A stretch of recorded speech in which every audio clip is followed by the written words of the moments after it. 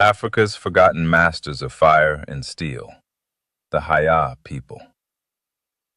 Along the western shore of Lake Victoria in northwestern Tanzania, the Haya people, or Bahaya, lived, an African society whose ancestors developed one of the most remarkable iron-smelting traditions of the ancient world. For generations, history books treated Europe as the benchmark for technological progress.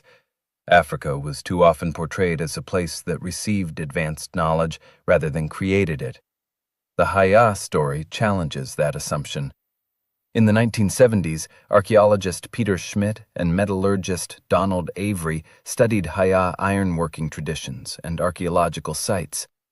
Their 1978 Science article documented a sophisticated smelting system that used forced air, bellows, clay tuyères, charcoal, furnace design, and controlled heat to produce iron and carbon steel. They associated this tradition with Haya ancestors who lived approximately 1,500 to 2,000 years ago. The secret was air. Haya furnaces used bellows to force air through clay pipes called tuyères. These pipes extended deep into the furnace. As incoming air traveled through the heated structure, it warmed before reaching the combustion zone. In effect, the furnace preheated its own air supply. Hotter incoming air increased combustion efficiency and helped the furnace reach extraordinary temperatures. Testing of early Iron Age slag suggested temperatures of 1,350 to 1,400 degrees Celsius. Under these conditions, carbon could enter the iron, producing carbon steel.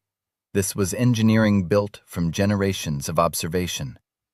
The Haya also used their environment intelligently, drawing on prepared clay, old slag, charcoal, charred vegetation, and termite mound soil able to withstand intense heat.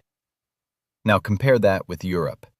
Europe had iron and forms of steel long before the Industrial Revolution, so it would be inaccurate to claim the Haya invented steel before anyone else. India, China, Europe, and other African societies also developed major metallurgical traditions. The remarkable comparison is more specific. The Haya used a preheated air principle centuries before Britain industrialized the hot blast method. James Beaumont Nielsen is traditionally associated with the British hot blast patent of 1828. Heating the air before it entered an iron furnace reduced fuel use and increased productivity. Yet the Haya had already been using a comparable underlying principle for roughly 1,300 to 1,800 years. The furnaces were not identical. Their scale and industrial setting were different, but the insight was similar. Heated incoming air can make an iron-smelting furnace hotter and more efficient. That knowledge existed in Africa for well over a millennium before hot blast became celebrated as part of Europe's Industrial Revolution. Another part of this story deserves equal attention. Haya elders preserved the knowledge.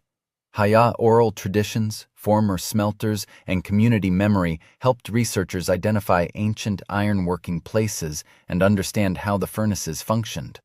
Oral history served as an archive.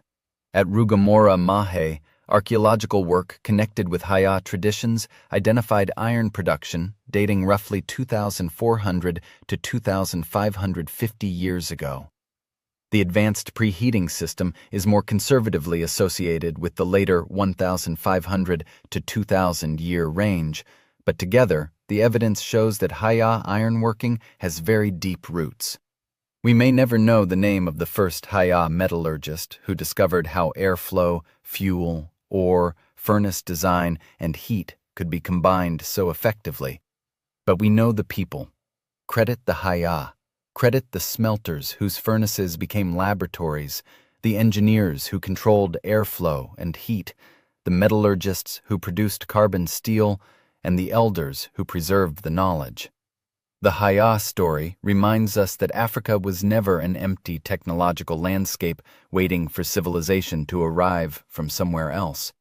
Approximately 2,000 years ago, African artisans beside Lake Victoria were operating sophisticated furnaces, controlling forced airflow, preheating incoming air, reaching extreme temperatures and producing carbon steel.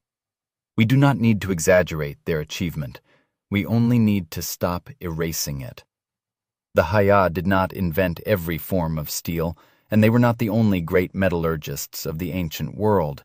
But their tradition deserves to stand beside those of India, China, Europe, and other African civilizations, not beneath them, not hidden behind them, beside them. Because Africa did not enter technological history when Europeans arrived. Africa was already there. The furnaces were burning, the bellows were breathing, the iron was glowing, and the Haya knew what they were doing. The Haya people, keepers of the fire, masters of the furnace, African innovators who deserve their place in world history. DTOA, Descendants of the Taken Ones.